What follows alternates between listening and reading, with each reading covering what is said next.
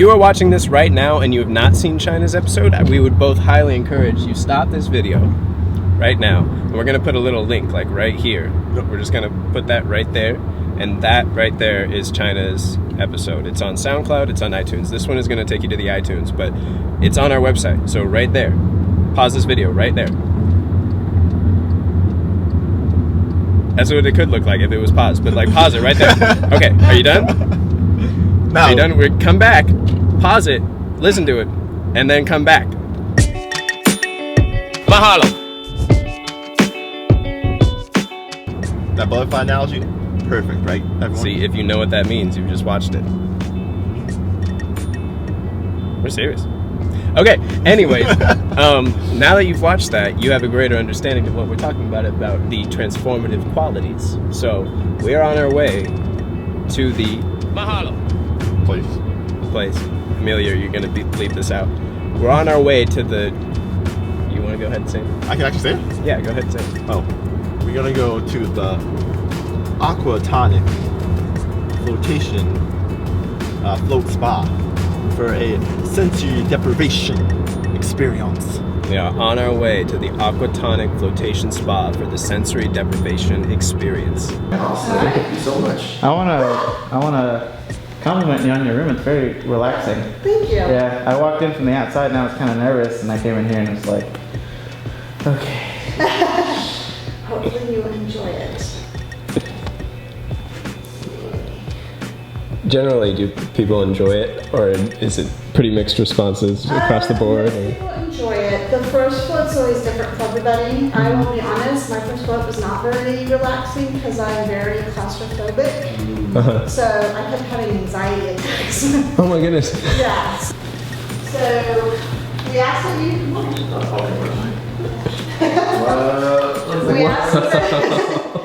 We ask that you shower first, get all of the impurities, because we do like to keep our pods. It does go through a filter after a complete filter after every float. So, but we do ask that you shower before. We give you 20 minutes. So you actually have an hour and 20 minutes in the room. That 20 minutes for the showering, you can use however you want. 10 minutes at the beginning, 10 minutes at the end. Personally, I take a faster shower in the beginning because I want to get in, and then I want to really relax and take my time afterwards. Because you'll come out feeling kind of noodly. Yeah. So, you have everything here. You have your earplugs. Strongly recommend you use it because of this high salt content. Your petroleum if you have any cuts because the salt water will stink. Okay. Okay, I'm going to keep this because I'm going to show you one of the tricks that I learned. So, you just open it. Whoa. Okay. Space age, brother. Just click it once, it'll go out. Click it on. If you do it twice, there'll be a soft light. Okay, wait a minute, wait. Like that one. Okay, so if you do it really fast, and hopefully I can do it, it will do like a rainbow, it'll change colors. See on the other side, right? Hey, Jacques, have fun, man. Everyone out there, if I come out crazy, it's okay. It's part of the experience. Yes, sir. All right, I'm in the room. This is the machine. What? Yes? What do you think, man? I'm going crazy, dude. I'm trying to film something. Come on, man. I'm gonna work. So, sitting here in the chamber, and it's looking pretty sweet. Really looking forward to when we get here.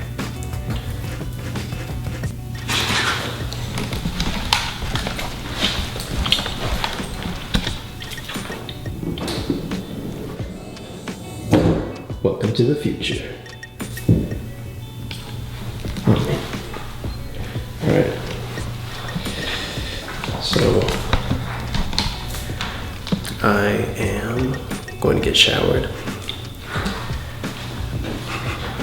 Then hop into this guy. See you on the other side.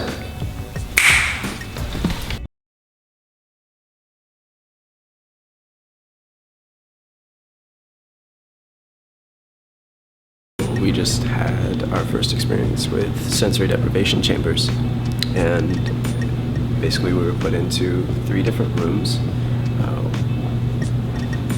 Amelia was in number 1, I was in number 2, and then Alec was in number 3. And we each got to pick our own track to listen to in and out of the whole experience. And Alec was nothing. He was the brave one that decided to do no music, no lighting whatsoever. And What's the purpose of the music? I think the purpose of the music was to put us into the lull of the reflection and the kind of ease us into the entire, sensory deprivation experience, because it created an environment where you couldn't hear anything, you couldn't see anything, and if you stood still enough, you couldn't really feel anything, which can be an unsettling experience. But I think, Alec and I both meditate quite a bit, so it was almost an elevation of that experience for me. And you took a shower first and removed all of your impurities, as they called it, and then we were invited to step into this thing and reflect. And I think it was crazy because at first I took everything that I was thinking about during the day with me. I thought about how I'd just gone and seen a movie with Alec and a couple friends, and how much fun that was, how we got to speak to the director and the host I had worked with previously. And then that started to trickle away, and I started to become very body conscious and body aware, and emotionally aware and reflective, and I'd move around and feel my the different senses in my body just leaving. And then afterwards I started thinking towards the future about what my music can be, what kind of experience my theater can and will be. And then it just dawned on me about how there's so much reflection that just happened, so much valuable reflection that just happened. And not everybody has that. It's a privilege that we get to go through our lives sitting down and reflecting about everything going on, physically, emotionally, spiritually, whatever have you. And it reaffirmed the importance of what we do here and what I do with my career and everything about being that space for somebody else and encouraging other people to be that space for themselves and for others. So, how long was the float? The float was 16 minutes long, and you guys had a little 10 minutes at the beginning, a little 5 minutes end of music to help kind of get you into it, transition in and then transition out. Mm-hmm. I went straight in and went straight out. I think that was what I realized my question was how will I know when it's over? When trying to have a musical interlude. Yeah. So I was able to do that, but what Shaq brought up was, I think that's a great conclusion, what we did, that how it still is challenging. It's not easy necessarily. I think when people think of meditation or something like this, just a relaxing experience, there's the assumption, this is easy. This is, I'm someone who likes to be challenged. I don't want to be able to. I don't want to do that, right? And I think it's actually sometimes the most challenging thing to be still, to be silent. I think that's my biggest takeaway is that even if you are someone who, like myself, who consider myself do meditate regularly, have done very long retreats in the past. Each time is new, and and you can think, I've done this before. It's all good. It's still going to be a challenge. I think that's the beautiful part about just being here and alive. Is that and that just makes me want to share that with other people. And especially those who don't have that ability. I work for charter schools here, and 85% of our students are low income, 94% are Latino, Hispanic. They have to deal with a lot from some of them, learning English just coming into school and haven't done it before, but they don't have something like this to allow them to process. And I've been fortunate enough to have friends who work in the space of mindfulness in schools, which is, I think, is a very key thing. When I was a kid, if I had the opportunity and the access to something like this or other things that can allow you to get that same sort of experience, it would have challenged me a lot earlier. It maybe allowed me to take advantage and be more cognizant and aware of my emotions, my body, my mind, whatever it was. So I think I'm hoping like if you have the access, take advantage of it. If you don't, find a way to do it.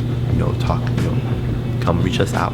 I have a lot of connections and people who do nonprofit work to give this type of experience to people and to make it not be experience for the few, but for all of us.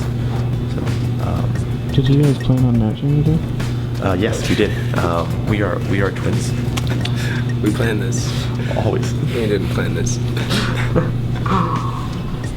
just want to add a couple things. For me, the experience, although it was 60 minutes, time really sort of felt like it lasted much longer. I did have those musical cues, but once the music ended, time sort of like elongated and it felt forever. And then I got that musical cue out and I was like, it was over too soon. And the whole time I was there, I was like, I'd like to do this for like 8 hours or like 2 hours. And I sort of imagined my life like in that sort of instance, like what it would be like if I just lived like this.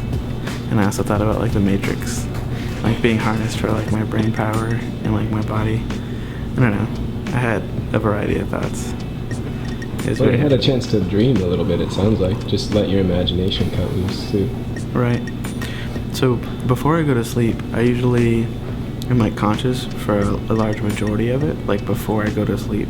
So for like an hour, I'll just lay there with my eyes closed and just like dream and think, but I'm still conscious. And this sort of really reminded me of that. It was an experience of like complete motionless, but just letting your mind run wild. I did want to try to focus on like the experience, and because I knew that we were going into this for the TalkStory experience as like a show, I was really wanting it to end so that I could like perform for the show, you know? That 60 minutes felt like I'm supposed to be performing, not just laying here. So part of me was like, I need to go perform for that TalkStory experience. It was interesting. And did you gravitate away from that as the Oh yeah, that was a fleeting continued, thought. or? It was a fleeting thought. It only came once.